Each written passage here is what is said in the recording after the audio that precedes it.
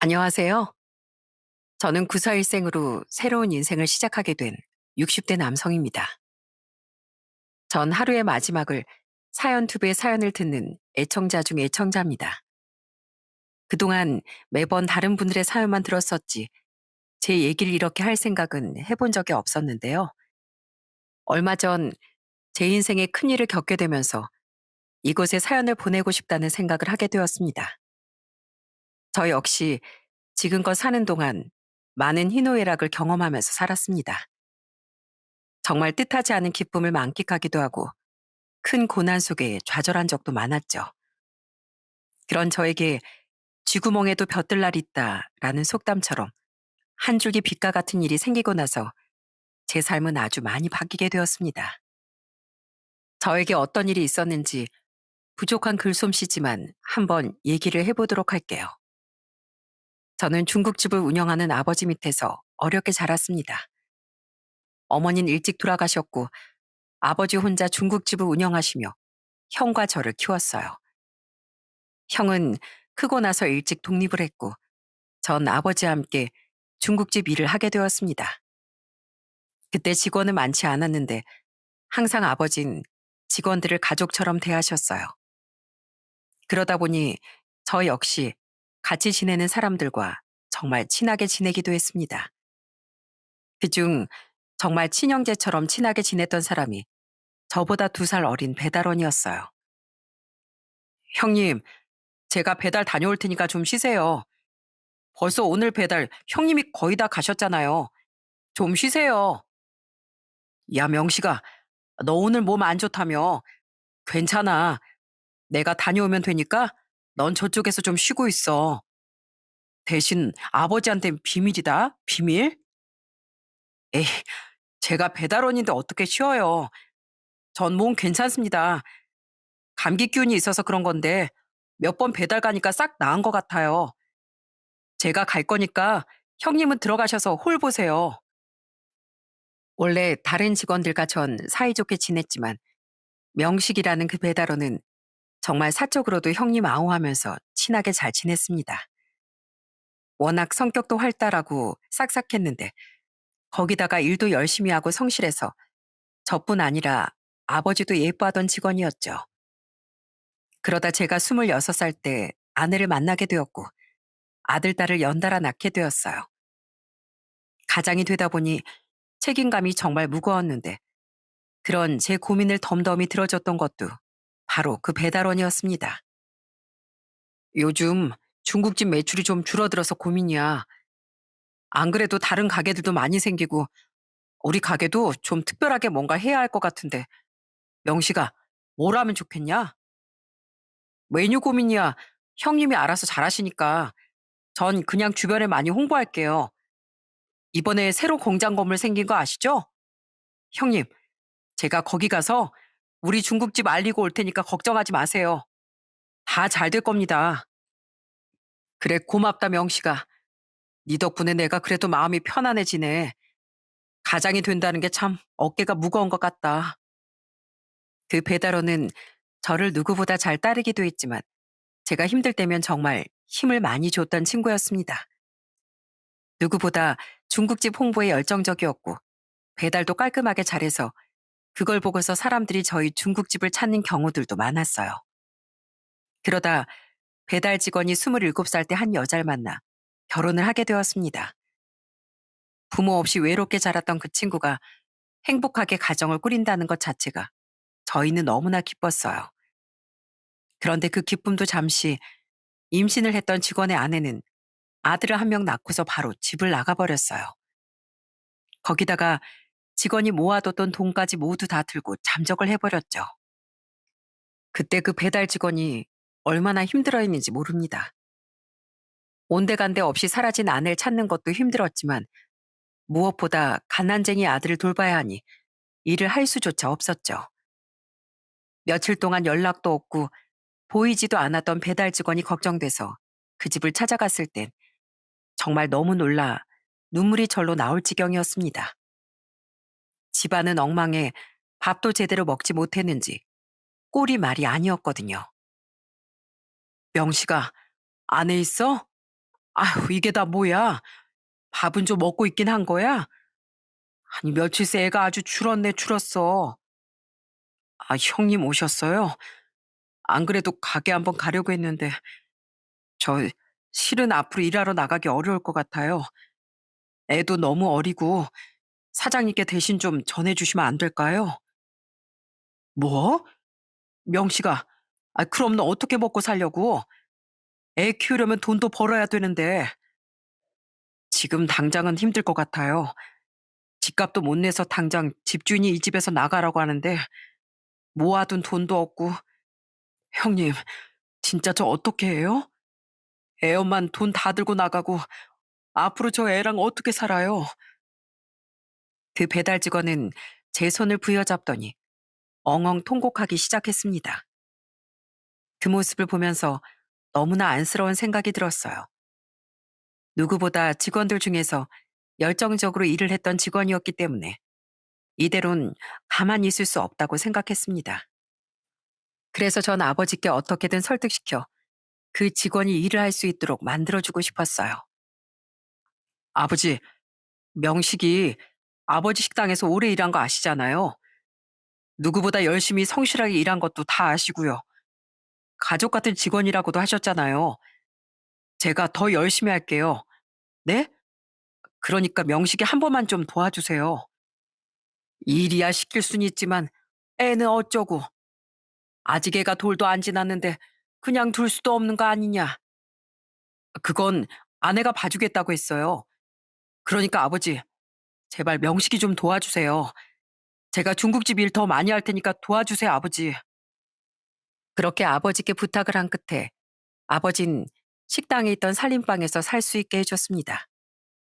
그 뒤로 배달 직원 아들은 아내가 아이들과 함께 돌봤고 저와 배달 직원은 전보다 더 열심히 중국집 일을 했어요. 워낙 성실하고 착한 친구였기 때문에 배달 직원은 금방 다시 기운을 차리고 삶을 살아가기 시작했습니다. 특히나 이 시기에 고생을 참 많이 했는데요. 새 아이를 혼자서 돌보려고 하다 보니 쉴 틈 없이 육아와 살림을 했었습니다. 그래서 매달 배달 직원은 아내를 위해 작게 선물도 주곤 했어요. 형수님, 진짜 감사드립니다. 형수님 아니었으면 제 아들이랑 지금 어떻게 됐을지 몰라요. 이거 시장에서 양말 좀 사왔어요. 다음엔 제가 더 좋은 거 사드릴게요. 아우, 뭘 이런 것까지 사와요. 명식 씨 열심히 일해주면 가게도 잘 되고 저도 좋은 거잖아요. 아이는 걱정하지 말아요. 오히려 우리 애들이랑 또래라 서로 잘 놀고 좋죠 뭐. 그래도 애 보는 게 어디 쉽나요? 형수님 고생 제가 다 알고 있습니다. 나중에 제가 어떻게든 갚을게요. 알겠어요. 그럼 나중에 명식이 성공하면 저 그냥 모르는 척하기 없기에요. 그렇게 저흰 정말 친형제처럼 잘 지냈습니다. 그러다가 제가 30대 후반이 되었을 때 아버지의 병환이 깊어지시면서 더 이상 일을 하기 어려워지시게 되었어요. 그러면서 저와 형을 불러 한 가지 당부를 하신 적이 있었습니다. 현씨가, 현철아, 이 애빈 더 이상 바라는 거 없다. 다만 우리 중국집 단골 손님들 위해서 중국집은 그대로 좀 이어나가 줬으면 좋겠구나. 그거 하나만 좀 지켜다오. 아버지, 그런 말씀 마시고 기운 내셔야죠. 아버지가 안 계시면 어떻게 중국집을 운영해요? 현철이 네가 좀 애써다오. 현식이 넌 좀 서운할 수 있겠지만 그래도 나머지 모아둔 재산은 너한테 남기마. 처음엔 형은 중국집도 다 처분해 공평하게 나누길 원했지만 아버지께서 끝까지 중국집을 운영하길 바라시면서 그렇게 전 중국집을 물려받게 되었습니다. 그렇게 아버지가 돌아가시고 난 뒤로는 제가 사장으로서 정말 열심히 가게를 운영했어요. 그 배달 직원은 저에게 정말 든든한 직원이 되었습니다. 진짜 비가 오나 바람이 부나 20여 년 동안 누구보다 성실하게 일을 해주니 저 역시 열심히 일을 할 수밖에 없더라고요. 그날은 정말 유난히 바빴던 날이었어요. 아침부터 배달 전화가 빗발쳐서 온 직원들이 모두 정신없이 일을 했었죠. 그러다 점심이 좀 지나 한가해질 무렵 한 통의 배달 전화가 왔습니다. 다들 쉬라고 하고 제가 직접 나가보려고 하니 그 배달 직원이 일어서서 말하더라고요. 에이, 사장님, 이번 건 제가 갈게요. 아까도 정신없이 배달하시고선 언제 쉬시려고요? 제가 배달 직원이니까 제가 가는 게 맞아요. 됐어. 아이, 누가 가면 어쩐다고. 내가 가면 되니까 좀 쉬고 있어. 아, 오늘 유난히 바쁘네. 장사가 진짜 잘 되려나 봐. 그러게요. 사장님 돈 엄청 버시는 거 아니에요? 아, 그런 기념으로 오늘 저녁은 우리 다 같이 모여서 탕수육에 소주 한잔 합시다. 아, 제가 얼른 갔다 올게요. 그래, 알았어. 그럼 조심해서 갔다 와. 그렇게 웃으며 인사를 했던 게 그 배달 직원과의 마지막 대화였습니다. 배달을 하고 돌아오던 길에 큰 사고가 나게 되면서 그 배달 직원은 그 자리에서 세상을 떠나고 말았어요. 정말 하늘이 무너지는 것 같았습니다. 얼마나 충격이 컸는지 사고 소식을 듣고서 무슨 정신으로 병원까지 달려갔는지 기억이 하나도 나지 않을 정도였죠. 저도 그랬지만 갓 20살이 되었던 아들은 더욱 충격이 컸던 모양이었습니다. 저희 애들과도 비슷한 또래였던 아들이었는데 슬퍼하는 그 모습을 보니 너무나 마음이 아프더군요. 그래서 전 장례식 내내 곁을 지켰습니다. 그런데 배달 직원의 아들은 장례식 내내 멍하니 울지도 먹지도 않았어요. 전 그저 힘내라고 묵묵히 옆을 지켜줄 수밖에 없었죠. 그러다 장례식이 끝나고 나서 그 아들은 정말 두문불출 집 밖으로 한 발자국도 나오지 않기 시작했어요. 워낙 부자지간의 사이가 너무 애틋하고 좋았거든요. 아마 갑작스럽게 아빠가 떠난 그 상황을 받아들이기 어려웠겠죠. 저 역시 그런 마음을 알고 있었기 때문에 너무나 마음이 아팠습니다. 그래도 시간이 약이라고 조금 더 시간이 흐르면 나아질 거라 생각하며 전 기다리고 있었어요. 그런데 일주일 정도가 지나고서 아무런 기적이 보이지 않아 갔던 배달 직원의 집에서 전 깜짝 놀라고 말았습니다. 그 아들은 편지 한 통만 저에게 남긴 채 온데간데 없이 사라지고 만 거였어요. 아저씨, 저 다른 곳으로 갑니다. 여기 있으면 아빠 생각도 너무 많이 나고 아저씨 얼굴 보면 너무 힘들 것 같아요. 더 이상 아저씨한테 이렇게 기대는 것도 못할 짓인 것 같고요. 그동안 너무 잘 키워주셔서 감사드립니다. 나중에 꼭 찾아뵐게요. 그렇게 떠난 배달 직원의 아들은 그 이후로도 소식이 들려오진 않았습니다. 저와 아내는 그저 어디선가 잘 살고 있겠거니 생각을 하면서 살았어요. 언젠간 남긴 편지처럼 다시 꼭 연락이 올 거라 믿으며 살았습니다. 그 이후 저희는 이별의 아픔을 속으로 꾹 감내하면서 열심히 중국집을 운영하고 있었어요. 그러면서 아들, 딸을 대학에도 보냈습니다. 그러다 40대 후반이었을 때 형이 절 찾아온 적이 있었어요. 그동안 타지에서 사업을 한다면서 바빠서 얼굴도 통 못 봤던 형이었는데 뜬금없이 찾아왔더라고요. 처음에 무척이나 반가웠습니다. 형은 아내가 좋아하는 횟감을 사들고 왔더라고요. 형, 어떻게 왔어? 전화라도 한 번 하지. 아니, 근데 웬일이야? 저번 달엔 바빠서 얼굴 보기 힘들 것 같다고 하더니만 어떻게 온 거야? 아이, 동생이 힘들게 중국집 운영하는데 와서 형으로서 힘 좀 내라고 이렇게 왔지. 재수 씨 좋아하는 회 내가 잔뜩 사왔다. 오늘 일찍 가게 문 닫고 형이랑 술 한잔 좀 하자. 아이, 좋지. 이렇게 형 올 거 알았으면 좀 맛있는 거 사놓을 거 그랬네. 됐어. 그냥 난 네가 해준 탕수육 한 접시면 되니까 이것저것 하지 말고 그거 하나만 내와. 그렇게 그날 형과 술 한잔 마시면서 이런저런 얘기를 많이 나눴습니다. 사실 아버지가 돌아가시면서 유산을 남기긴 했지만 형은 저에게 중국집을 아버지가 물려줬다는 사실을 좀 서운해하기도 했거든요. 그러다 보니 저와 형의 사이는 아마 그때부터 좀 약간 어색하기도 했습니다. 그런데 그날은 전혀 그런 느낌 없이 말 그대로 어릴 적 사이 좋았던 형의 모습 그대로였기 때문에 전 무척이나 기분이 좋았습니다. 정말 오랜만에 행복한 느낌이 들었던 것 같아요. 그렇게 한참을 술을 마시며 얘기를 나누다 형이 조심스럽게 얘기를 꺼내더라고요. 야, 현철아. 사실 형이 요즘 고민이 하나 있는데 말이야. 왜? 아이, 뭔데? 뭐 사업이라도 잘 안 되는 거야?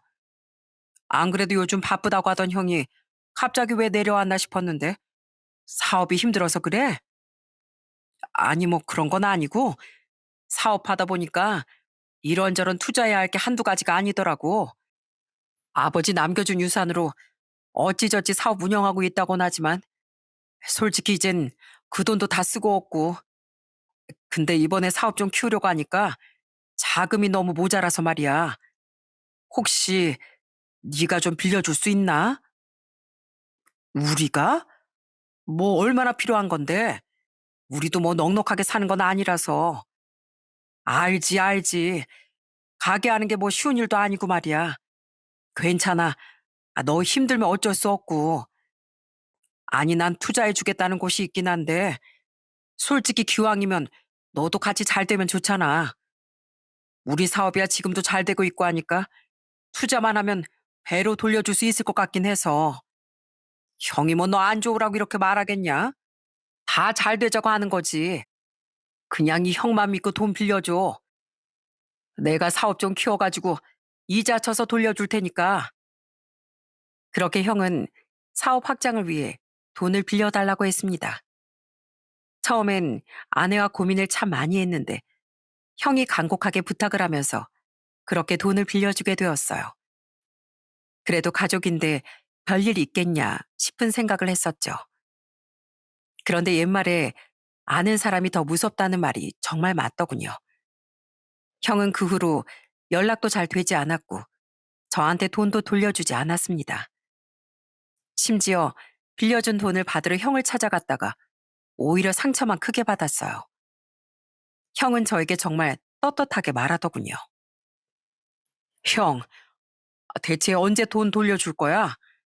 형이 나한테 돈 돌려주겠다고 그렇게 호언장담을 해서 우리가 무리해서 돈 빌려준 거 알잖아. 금방 다시 준다고 해놓고 연락도 제대로 안 되고 그러면 어떡해? 야, 그 돈 뭐 얼마나 한다고 여기까지 찾아와? 솔직히 내가 말 안 해서 그렇지. 넌 그 중국집이라도 물려받았지? 난 고작 아버지가 몇 푼 남겨둔 걸로 사업 시작한 거야. 그 돈 받아도 난 네가 물려받은 거에 세 발의 피도 안 된다고. 근데 뭐? 그 돈을 돌려달라고? 그게 무슨 말이야, 형. 처음에 빌려갈 땐 그런 말 없었잖아. 어떻게든 돌려준다고 했잖아. 이제 와서 딴소리 하면 어떻게 하자고. 우리 그 돈 없으면 안 돼. 길바닥에 나 앉을 수도 있다고. 그러니까 제발 돌려줘, 형. 돌려주고 싶어도 돌려줄 돈이 없어. 정 뭐하면 내 배라도 째서 가져가던가. 사업하다 보면 돈이 있다가도 없는 건데 그걸 나보고 어떻게 갚으라고 하는 거야? 아무튼 지금은 돈 없으니까 돈 생길 때까지 기다리던가. 어떻게, 아유, 어떻게 형이 그래? 어떻게 친형이라는 사람이 동생 등을 쳐먹냐고. 돈 돌려줄 때까지 나 절대로 안 갈 거야. 어떻게든 내 돈 내놔. 아예 없다니까 그러네. 야, 꼴랑 돈 빌려주고서 생색내고 싶거들랑 애초에 처음부터 계산을 똑바로 해보자고. 너 그 중국집 받은 거 다시 계산하면 나한테 줘야 할 게 더 많어. 어? 치사하게 그렇게 해볼래? 끝까지 뻔뻔한 형의 태도에 전 경악을 금치 못했습니다. 그 길로 전 형과의 연을 끊고 다시는 보지 않기로 다짐했어요. 결국 빌려줬던 돈은 다시 받지 못하게 되었고 전 빈손으로 집으로 돌아올 수밖에 없었습니다. 그런데 문제는 그게 끝이 아니었어요. 사실 형에게 빌려준 돈은 정말 저희가 모아둔 돈 모든 걸 다 끌어서 빌려줬었거든요. 그러다 보니 가게 일을 하면서 이런저런 수리 비용이나 재료 비용이 모자랄 때마다 저희는 여기저기 빚을 내게 되었습니다. 정말 빚이 빚을 부른다고 처음엔 크지 않았던 채무가 점점 눈덩이처럼 불어나 나중에 사채까지 손을 대게 되었어요. 어느 날은 사채업자가 저희 가게를 찾아온 적도 있었습니다. 사장님, 돈 갚아요, 돈. 아니, 며칠 동안 연락도 잘 안 받고 돈도 안 주고. 어쩌자는 거야? 에? 제가 이렇게 찾아와야 되겠어요? 아니, 며칠간 좀 시간을 달라고 그때 그렇게 얘기를 했는데. 아니, 그러니까 며칠이 대체 며칠이냐고. 우리가 무슨 자원봉사자도 아니고 돈을 빌려줬으면 제깍제깍 갚아야 할 거 아니야. 중국집 팔아서라도 갚아야지. 결국 저흰 불어난 돈을 감당하지 못하고 중국집을 정리하고 말았습니다. 제 인생을 몸바쳤던 곳인데 믿었던 가족에게 뒤통수를 맞고서 이렇게 허무하게 정리를 하게 되었다는 게 너무나 슬프고 억울하더군요. 더 이상 그곳에서 살긴 어려울 것 같다는 생각에 저희는 무작정 서울로 상경하게 되었습니다. 그나마 다른 지역보다 서울엔 일거리가 많지 않을까 생각을 해서 그렇게 오게 된 거였어요. 정말 겨우 단칸방 하나를 얻은 채 살게 되었습니다. 그때 제 나이가 52살이었어요. 누군가에겐 정년을 바라보며 달리고 있을 그 시기에 전 인생의 바닥을 맛보게 된 것이었죠. 서울에 정착을 하고 나서 저와 아내는 정말 열심히 살았습니다. 눈 뜨자마자 일을 시작해 잠들기 전까지 몸을 한번 제대로 쉬어본 적이 없었어요. 저는 건설 현장에 다니면서 하루 종일 일을 했고 아내 역시 설거지며 청소며 안 해본 일 없이 허드렛 일을 하면서 열심히 살았습니다. 일주일에 아내와 마주보며 밥을 먹는 날이 거의 없을 정도였어요. 그러다 한 번은 아내와 겨우 라면을 같이 먹는데 라면 한 술을 뜨자마자 눈물이 주르륵 흐르더라고요. 그걸 보고서 아내도 덩달아 울기도 했습니다. 여보 미안해. 당신한테 내가 정말 할 말이 없어. 형이라는 그 자식한테 돈을 안 빌려줬으면 당신 이런 꼴로 지내지 않았을 텐데 정말 미안하네. 미안하긴. 당신이랑 나랑은 한 몸인데 돈 빌려준 게 뭐 당신 탓이야? 미안해하지 마. 당신은 지금껏 성실하게 일해왔으니까 앞으로도 잘 이겨낼 거야. 우리 둘이서 열심히 살면 금방 다시 일어설 수 있을 거야. 고마워, 여보. 그렇게 생각해줘서 정말 고마워. 내가 앞으로 열심히 일해서 돈 벌면 작게나마 중국집 다시 열고 당신 고생 안 하게 해줄게. 그때까지만 조금만 기다려줘. 그렇게 저와 아내는 포기하지 않고 열심히 살았습니다. 애들도 그때는 다 커서 대학을 졸업하고 직장에 다닐 때라 그나마 다행이었던 것 같다는 생각을 했었어요. 그런데 그 생각은 저희의 착각이었습니다. 그렇게 서울에 정착을 하고 3년 정도 지났을 무렵 집으로 아들이 찾아왔어요. 그동안 바쁘다며 잘 오지도 않았던 아들이 갑자기 오겠다는 연락이 와서 저희 또한 웬일인가 싶었는데 역시나 그 이유가 있었더라고요. 바로 결혼을 하고 싶다는 것이었어요. 아버지, 어머니, 저 결혼하고 싶은 여자가 있어요. 소개해드리고 싶은데 집이 이러니 데리고 오긴 그렇고 다음에 한번 소개해드릴게요. 결혼? 이제야 직장 다니면서 돈 모을 텐데 어떻게 결혼을 하려고 그래? 아, 아버지, 결혼 자금 좀 지원해 주시면 안 될까요? 아버지 말대로 저 이제야 직장 다니는데 모은 돈도 없고 그래도 아무것도 없이 결혼할 수는 없잖아요. 크게는 아니더라도 좀 도와주세요. 이거사, 지금 우리 이 꼴을 보고도 그런 소리가 나오냐? 니들한테 뭐 크게 해줄 건 없었다만 그래도 나중에 니들 의지 안 하고 살아가려고 하는 건 안 보이니? 제가 앞으로 잘할게요. 아버지가 결혼 자금만 좀 해주시면 나중에 며느리 들어와서 잘 모시고 살면 되잖아요. 네? 제발 좀 도와주세요. 아들은 저희에게 정말 간곡하게 부탁을 했습니다. 결혼하고 싶은 여자친구가 임신도 한 상태라 바로 결혼을 해야 했더라고요. 저희는 어쩔 수 없이 그가 모아둔 돈을 꺼내고 말았습니다. 그렇다고 돈도 없는 자식을 빈손으로 장가 보낼 수 없으니 결국 그렇게 아들 자금으로 쓸 수밖에 없었죠. 그렇다고 해서 그렇게 결혼 자금을 주고서 아들 내외가 저희를 챙겼던 것도 아닙니다. 명절이면 아들 내외는 연락도 제대로 하지 않았고 늘 바빴어요. 한 번은 하도 집에 오지 않아 제가 직접 연락을 했던 적도 있습니다. 추만아, 이번 명절에 내려올 거냐? 그래도 올해는 한 번도 안 왔는데 이번엔 와서 엄마 얼굴도 좀 보고 그래야지. 손주들도 잘 크는지 궁금한데 내려와서 밥이라도 함께 하자꾸나. 아버지, 저희 이번에 좀 바빠요. 올해 좀 한가하지 않아서 집에 갈 수가 없네요. 나중에 시간 보면서 식사하던지 하죠. 아무리 바빠도 가족끼리 한 끼 식사는 해야지. 그럼 엄마한테라도 전화 한번 드려라. 생일 때도 어버이날 때도 한 통 연락이 없으니 네 엄마가 서운해한다. 네. 저희도 여유 있으면 연락도 드리고 그러고 싶죠. 근데 아시잖아요. 사업하면서 정신없이 바쁜 거. 그러니까 이해 좀 해주세요. 제가 다음에 따로 전화 드릴게요. 그렇게 지원을 해줬던 건 아무것도 아닌 듯 싹 입을 닦는 아들 내외를 보면서 참 마음이 씁쓸하더라고요. 그래도 가족이고 자식이니 정말 힘들게 모아뒀던 돈을 내어준 거였는데 어떻게 받고 나서 이렇게 싹 태도가 바뀔 수 있는지 참 암담하고 슬펐습니다. 더욱 슬펐던 건 아들도 그랬지만 딸도 마찬가지라는 점이었어요.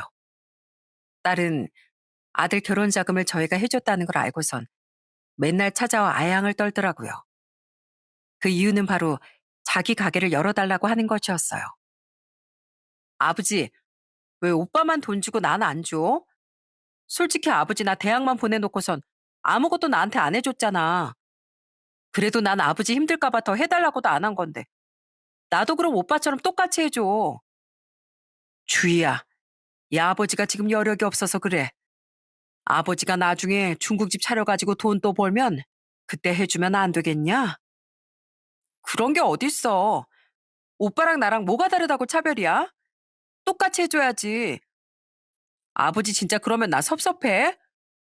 해줄 거면 똑같이 해주고 안 해줄 거면 똑같이 안 해줘야지. 아버지, 내가 오빠처럼 그럴까 봐 그래? 난 절대 안 그래. 나 가게 열고 돈 벌면 엄마 아버지 모시고 살게. 아버지 나이가 몇 살인데 중국집을 또 어떻게 해. 젊은 내가 가게에서 돈 벌어야지. 그러니까 나한테 투자해. 나한테. 딸은 정말 끈질기게 가게를 열어달라고 애원했습니다. 몇 날 며칠을 자신이 잘하겠다며 그렇게 조르고 졸라 결국 딸은 저희가 다시 모아둔 돈을 가지고 가게를 열게 되었어요. 그렇게 가게를 열 땐 딸은 정말 꼭 갚겠다며 평생 효도를 하겠다며 호언장담을 했습니다. 그런데 그 말은 오래가지 못했어요. 채 석 달도 지나지 않아 딸은 점점 연락도 줄고 찾아오는 횟수도 줄어들었습니다. 한 번은 그래도 딸이 하는 가게를 가봐야 하지 않을까 싶어서 아내와 둘이 그 가게를 찾아간 적이 있었어요. 그랬더니 가게 안에 있던 딸이 저희를 보더니 화들짝 놀라서 나와 저희를 골목으로 데리고 가더니 말을 했습니다. 엄마, 아버지, 아니 연락도 없이 여기까지 오면 어떡해. 말이라도 좀 하고 와야지. 오늘 사람들 꽉 찼는데 이렇게 무작정 오면 어쩌자는 거야. 네가 연락을 받아야 미리 말을 하고 오지. 하도 연락이 없길래 우리가 와봤다. 개업식은 잘했는지 어쨌는지 연락도 한 통 없고 말이야. 그냥 구경만 하다 갈 테니까 넌 가서 일 봐라. 아니 아버지가 이렇게 와 있으면 내가 신경 써서 어떻게 일하라고. 나중에 좀 한가할 때 내가 연락할 테니까 그때 와요. 오늘은 그냥 가고. 얼른. 나중에 내가 연락한다니까. 아유 바쁠 때 꼭 이렇게 와가지고 사람 스트레스 받게. 참, 얼른 가. 그렇게 가게까지 찾아가도 매몰차게 저희를 내쫓는 딸을 보면서 저와 아내는 얼마나 속으로 눈물을 흘렸는지 모릅니다. 아들이고 딸이고 부모가 어떻게 살고 있는지, 어떻게 지내고 있는지 한 번도 궁금해하지 않고 안타까워하지도 않는 모습을 보며 도대체 우리가 무슨 잘못을 했길래 쟤들이 저러는 건가 싶기도 하더군요. 그 뒤로 저희 부부는 서로를 의지한 채 하루하루를 버티고 있었습니다. 이제 앞으로 믿을 사람이라곤 우리 둘뿐이라고 생각을 했어요. 그러던 와중 저희에게 정말 큰 불행이 닥쳐오고 말았습니다. 어느 날부턴가 숨이 차고 호흡을 하기 어려워하던 아내가 길을 걷다 쓰러지게 되었고 응급실로 실려가게 되었어요. 그렇게 혈액 검사를 진행하게 되었는데 이상이 발견되어 정밀 검사까지 진행하게 되었습니다. 그런데 그 결과는 정말 청천벽력 같았어요. 아내는 백혈병에 걸리고 만 것이었습니다. 어떻게 이런 일이 생길 수가 있는지 전 하늘이 무너지는 것 같았습니다. 아내는 저에게 아무렇지 않은 듯 얘기를 하더군요. 그 모습이 얼마나 마음이 아팠는지 모릅니다. 여보, 괜찮아. 의사 선생님이 항암 받고 그러다 보면 괜찮아진다고 하잖아. 그리고 내가 60대 이제 후반인데 살 만큼 살았어. 이 정도 살았으면 됐지 뭐. 여보, 그런 게 어디 있어? 그런 말이 도대체 어디 있냐고.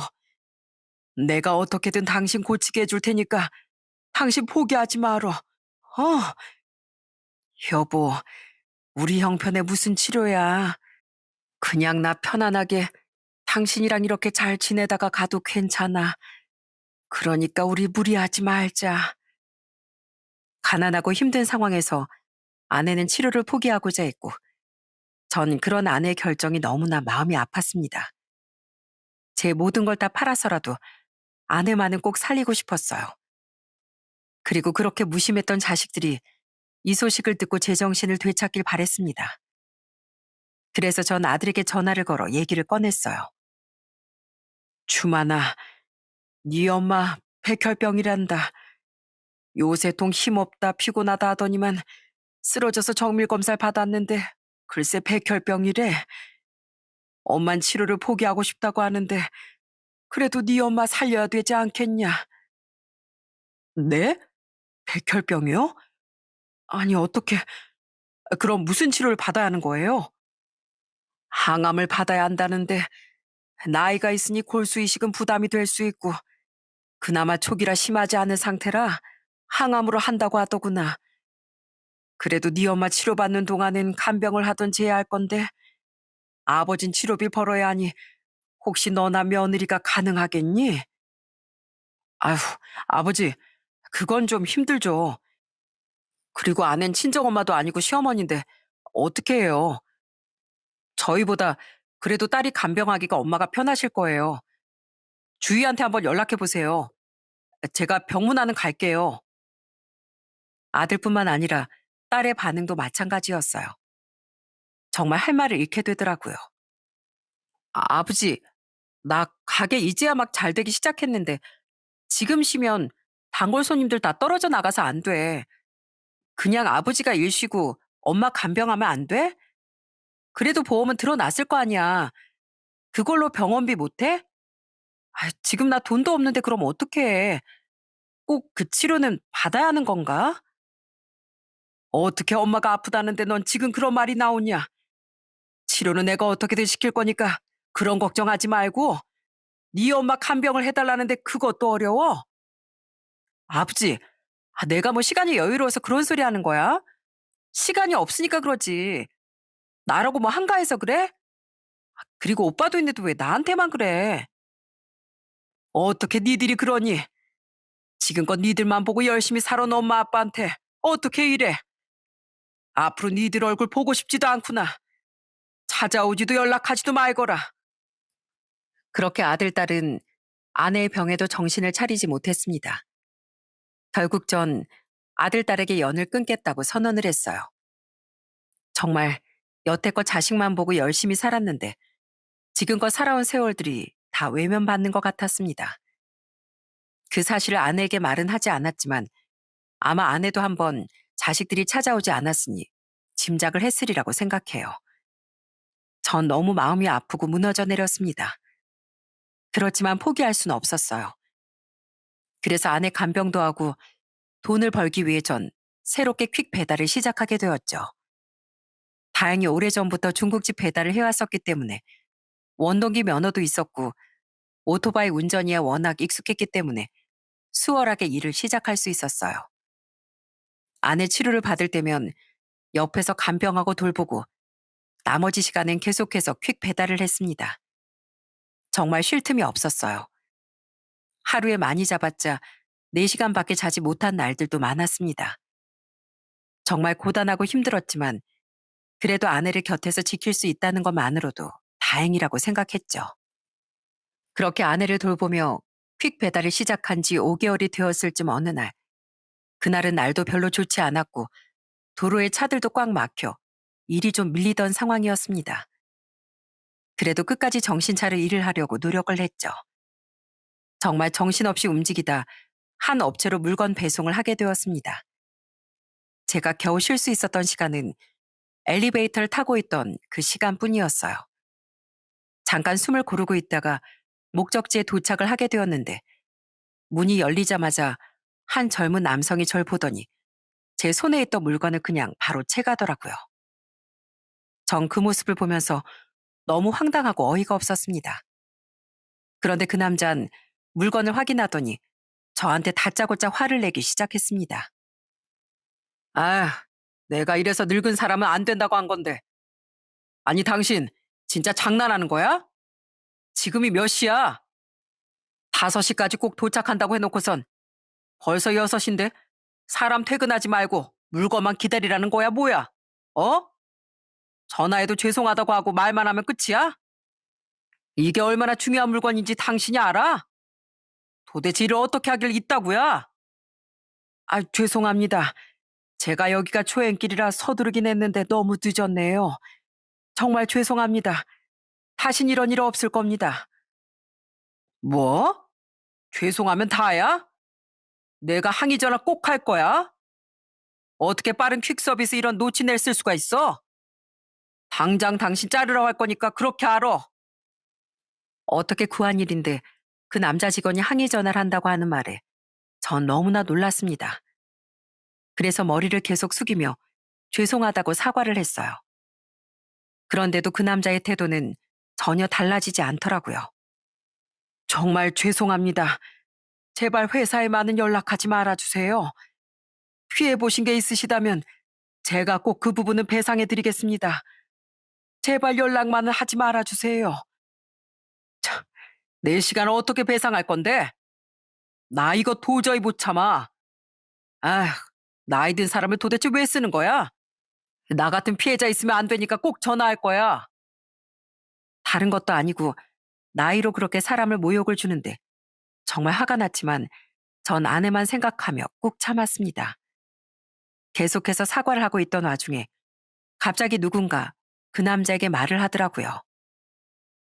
김주임, 지금 이게 뭐 하는 건가? 아니, 아까부터 소란스러워서 와봤더니 저분한테 뭐라고 한 건가? 그냥 딱 봐도 자네보다 연세가 많으신 것 같은데 지금 그 태도가 뭐야? 아, 대표님, 언제 거기에... 아, 그게 아니라요. 이게 정말 중요한 물품인데 퀵이 너무 늦어버려서 오늘 미팅에 꼭 필요한 물건이라. 아니, 그렇게 중요한 물건을 왜 촉박하게 받은 거야? 일찍 받아두면 안 되는 건가? 김주임이 일을 그렇게 한 걸 왜 어르신한테 뭐라고 하는 거야? 어? 어르신, 죄송합니다. 제가 직원 교육을 제대로 못 시켰습니다. 김주임도 얼른 사과해. 죄송합니다, 어르신. 절 향해 그렇게 소리를 치던 직원은 대표라는 사람이 등장하자마자 갑자기 태도가 바뀌더니 저에게 사과를 하고 불이 나게 자리를 뜨고 말았습니다. 그런데 그 대표라는 사람을 보니 어디선가 많이 본 듯한 느낌이었어요. 대체 어디서 봤나 생각을 하고 있었는데 직원이 떠나고서 그 대표도 가만히 절 바라보더라고요. 그러더니 조심스럽게 얘기를 꺼냈습니다. 저 혹시 기사님 예전에 중국집 하시지 않으셨나요? 기사님 성함이 박현철 아니세요? 아, 어쩐지 제가 낯이 익다고 했더니만 사장님도 저희 동네 사셨던 분이시구나. 제가 나이가 먹어 그런지 기억력이 예전 같지 못하네요. 저희 중국집 단골이셨어요? 맞죠? 박현철 아저씨, 맞으시죠? 아저씨, 저예요, 저. 저 충혈이요, 충혈이. 김충렬, 김명식 아들 김충렬이요. 바로 그 대표라는 사람은 오래전 연락이 끊겼던 아끼던 배달 직원의 아들이었습니다. 그래도 어릴 때 그렇게 자주 봤었는데 어쩜 그렇게 한눈에 알아보지 못했는지 전 다시 한번 그 대표 얼굴을 보고 깜짝 놀랄 수밖에 없었어요. 다시 한번 살펴보니 어린 그 청년의 얼굴은 그대로 있더라고요. 전 너무나 반가운 마음에 두 손을 잡고 놀라워했습니다. 충렬아, 아니 그 어린애가 언제 이렇게 컸어? 어디서 어떻게 살고 있었어? 아이고, 그래 어떻게 지낸 거야? 아저씨 죄송해요. 일찍 찾아뵌다는 게 벌써 20년이 넘었어요. 어떻게 지내셨어요? 저 중국집 찾아갔었는데 없어졌더라고요. 어떻게 퀵 배달가 자고 계시는 거예요? 살다 보니 이렇게 된 거야. 참 그나저나 예전부터 똘똘하더니만 이렇게 어엿한 회사 대표까지 된 거야. 아직은 큰 회사도 아니고 시작한 지는 얼마 안 됐어요. 정말 죄송해요, 아저씨. 안 그래도 아저씨 찾고 은혜를 갚고 싶었는데 그땐 제가 제 생각만 하느라고 그래도 나중에 찾아가 보니까 아저씨 아이 이사도 가시고 연락처도 바뀌셨더라고요. 어디 가셨는지 아시는 분들도 없으시고. 아, 그게 내가 사채업자들한테 시달리다가 번호를 바꿨더니만 그 이후에 연락한 모양이구만. 빚을 감당하지 못해서 중국집은 접었어. 서울 올라온 지도 벌써 10년이 넘었네. 20년이 다 되어 간다. 그렇게 전 회사 한편에서 배달 직원의 아들과 함께 그동안의 세월을 얘기 나누게 되었습니다. 제가 겪었던 일들도 알려주고 그 아들이 어떻게 살았는지도 듣게 되었어요. 정말 배달 직원 아들도 치열하게 열심히 살았더라고요. 워낙 똑똑했던 터라 공부도 잘했었는데 이런저런 안 해본 일 없이 일을 하다가 좋은 기회에 기술을 배워 직원 9명인 사업장을 연 것이었죠. 제 친아들은 아니었지만 너무나 기특한 생각이 들었어요. 한참을 얘기하다가 콜 전화가 뜨면서 아쉽게 헤어질 수밖에 없었습니다. 어떻게 아저씨처럼 좋은 분께 그런 일이 생길 수가 있어요. 아휴, 제가 진작에 찾아뵀어야 하는 건데 정말 죄송해요, 아저씨. 이 인생사 사람 마음대로 되는 게 어디 있겠니? 그래도 잘 버티면서 살고 있다. 아무튼간 지금은 내가 바빠서 이만 가봐야 할 것 같으니까 다음에 한번 만나자꾸나. 그렇게 배달 직원 아들과 연락처를 교환한 뒤 다시 퀵 배송을 하러 자리를 떠나게 되었어요.